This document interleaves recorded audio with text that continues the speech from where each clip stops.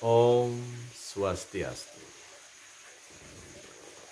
Kalau pertemuan yang lalu ini kita membahas tentang serada kedua, yaitu percaya dan yakin pada adanya Atma. Nah, sekarang kita akan bahas tentang serada yang ketiga, yaitu karma phala. Ya.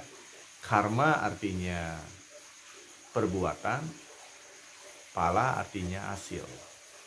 Jadi karma phala adalah hasil yang kita dapatkan dari kerja kita. Ya. Nah, kerja itu pasti mendatangkan hasil. Setiap karma pasti mendapatkan pahala. Nah, pahala ini bisa didapat ketika kita sedang berkarma, sedang berbuat. Hasilnya kita langsung nikmati. Itu. Kemudian ada yang kita berbuat sekarang, kemudian membutuhkan waktu beberapa hari, beberapa bulan, atau beberapa tahun. Ya, ini bisa diumpamakan sebagai tanaman-tanaman. Ya, misalnya kalau kita nanam cabai dalam waktu 3 bulan pasti berhasil. Kalau kita nanam kelapa dalam jangka waktu 2 atau 3 tahun pasti berhasil. Kalau kita nanamnya durian itu mungkin saja dalam waktu 3 atau 4 tahun akan menghasilkan. Nah, demikian juga apa yang kita pikirkan, apa yang kita katakan, apa yang kita lakukan ini pasti mendapatkan hasil, ya, pasti mendapatkan pahala. Contoh karma yang cepat mendapatkan pahala itu ketika kita langsung berpikir, berkata, dan perilaku, dan pada saat itu juga kita mendapatkan hasil. Nah, misalnya kita ini ketemu dengan seseorang, kemudian kita ngobrol, ya, kita ngobrol sesuai dengan apa yang kita, kemampuan apa yang kita miliki, kita omongkan secara apa adanya. Bisa saja orang tersebut kena dengan apa yang kita sampaikan tersebut, sehingga hatinya tergugah dan dia merasa nyaman dengan kita, dia merasa merasanya ada hubungan, sehingga tidak canggung-canggung. Misalnya kita sedang makan bersama, dia tidak canggung-canggung untuk membayari semua nota-nota kita atau tagihan-tagihan kita pada saat makan tersebut. Nah, ini adalah satu karma yang cepat mendapatkan hasil. Itu. Nah, kemudian yang berikutnya mungkin membutuhkan waktu. Misalnya kita berdialog dengan dia ngobrol lagi, dan kemudian dia bisa saja mendatangi kita lagi karena rasa ketertarikannya, rasa nyambungnya dengan pembicaraan kita, sehingga dia datang dan dia mendapatkan hasil dari pembicaraan kita, dari pertemuan kita, dan pada akhirnya suatu hari mungkin dia sudah mencatat hari-hari penting kita, kemudian dia tanpa kita pikirkan dia datang mengirimkan atau membawa oleh-oleh, membawa sesuatu benda yang sangat penting dalam hidup kita. Itu. Nah, inilah contoh-contoh pahala dari hasil karma kita. Itu. Nah, ini kita harus yakin pada adanya hukum karma phala ini, yaitu hukum sebab akibat ini. Nah, apapun yang kita lakukan itu pasti akan mendapatkan hasil. Nah, kalau kita berlaku atau menanam bibit-bibit kebaikan, tentunya kita akan menghasilkan buah yang baik. Itu. Kalau kita menanam eh, istilahnya apa namanya, kalau kita menanam padi hasilnya pasti padi, kalau kita menanam jagung hasilnya pasti jagung. Dan inilah suatu kepastian yang ada, hukum kepastian yang ada di alam semesta ini. Dan kita tidak boleh tidak percaya karena ini adalah suatu hukum kepastian. Itu. Nah, leluhur kita juga mengajarkan bahwa kehadiran kita ini ke dunia ini adalah untuk menyelesaikan karma. Karena karma karma yang kita lakukan di masa lalu, bahkan di kehidupan kita sebelumnya itu, itulah yang mengantarkan kita bisa sampai menjadi manusia lagi. Ya, kita lahir sebagai manusia lagi, yang pada intinya tujuan dari salah satu tujuan dari kehidupan kita adalah menyelesaikan karma. Itu. Nah, itulah sebabnya ada istilahnya jatuh karma. Jatuh karma. Jatuh karma bukan berarti pasangan hidup saja. Siapapun yang kita jumpai dalam kehidupan kita ini, itu semuanya adalah jatuh karma. Ya, misalnya saya lahir pada ibu saya yang juga ada kaitan karma dengan ayah saya. Kemudian saya lahir bersama kakak, juga adik-adik saya itu lahir bersama karena ada ikatan karma. Ya, ikatan karma sebelumnya, sehingga kita mendapatkan hasil, sehingga kita bisa kumpul kembali. Dan perkumpulan kita ini, pertemuan kita ini adalah kita melakukan proses penyelesaian karma.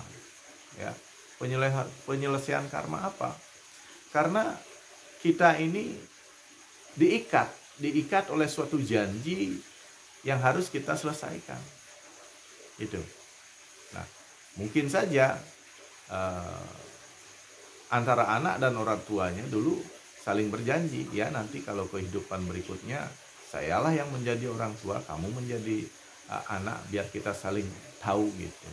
Nah, demikian juga pasangan hidup kita juga, kita ada janji-janji tertentu, atau teman-teman dekat kita sekarang itu ada janji-janji yang harus kita selesaikan.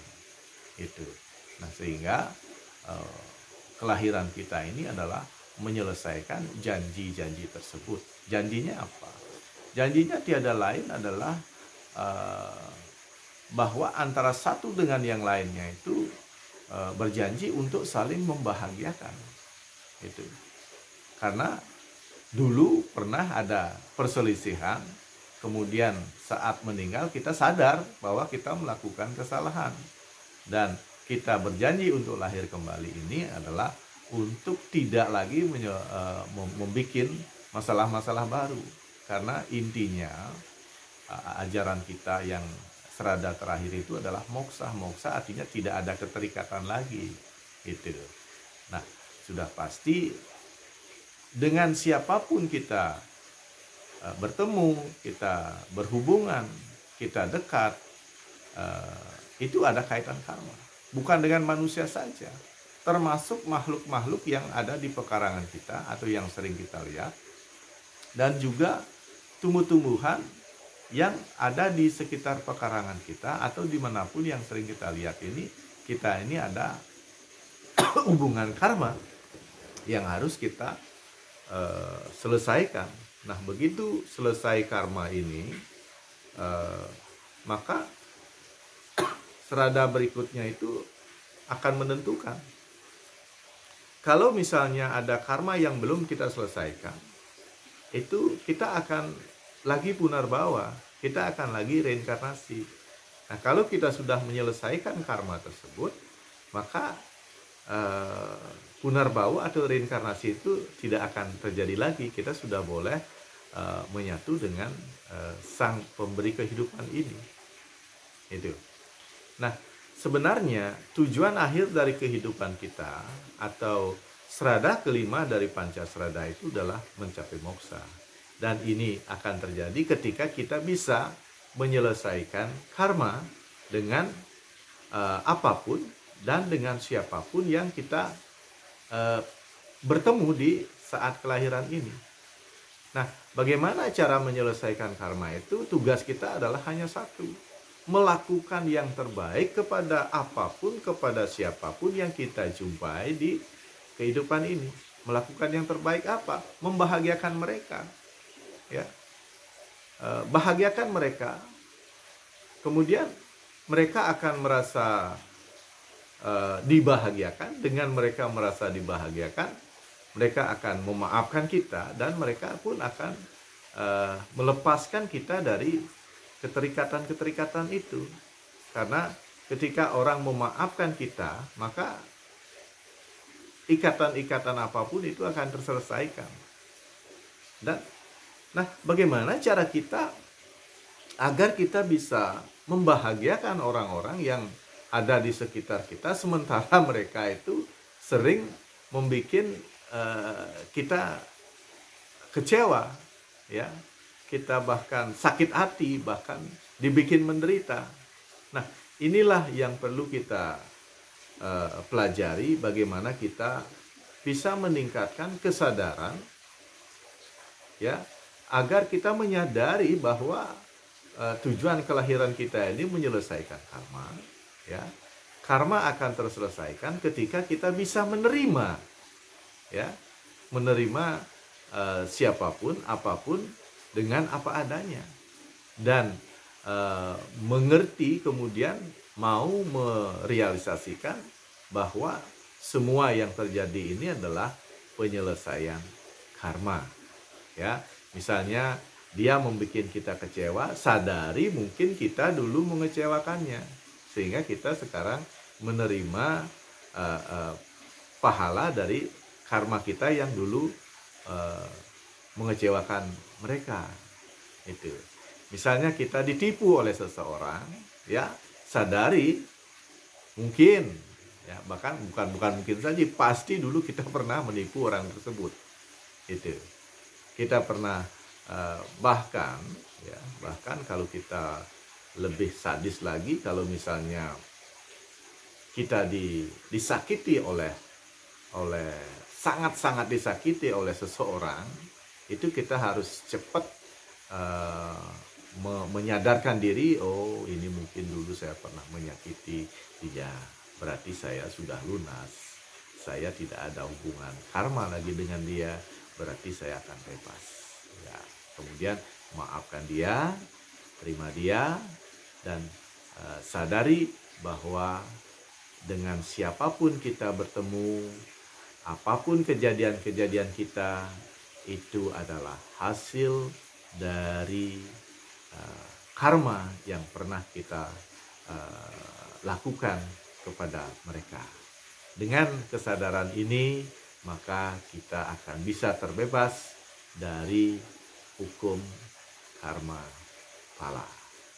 Maka dari itu, mari kita terima diri kita apa adanya, maafkan kesalahan-kesalahan yang kita lakukan lewat pikiran, perkataan, dan perilaku kita pada diri kita, ya. Kita maafkan diri kita ketika kita melakukan kesalahan kepada orang-orang di sekitar kita, dan maafkan mereka, terima mereka apa adanya.